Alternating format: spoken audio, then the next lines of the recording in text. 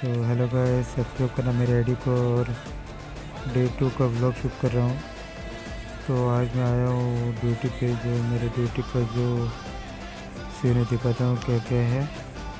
तो चलिए शुरू करते हैं। तो पहला है हमारा ये तंदूरी, उस्ताद का तंदूरी भट्टी है।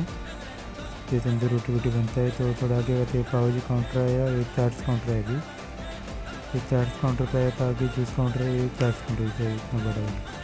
ये जूस काउंटर, इधर आइसक्रीम जूसेस इधर सब बनेगा। और ये आइसक्रीम फ्रिज है साइड में, बल्क स्कूप में भी मिलता है। जो ये सब है, ये मेरा चार काउंटर मेरा ही है। और थोड़ा आगे गया तो ये हमारा तंदूरी का उस्ताद खड़ा हुआ है। ये तंदूरी का उस्ताद है। मुंह नहीं दिखा रहा है, मुंह दिखाने से मैंने क्या ओके। तो ये गया। तो ये है नॉर्थ इंडियन का उस्ताद शेफ़।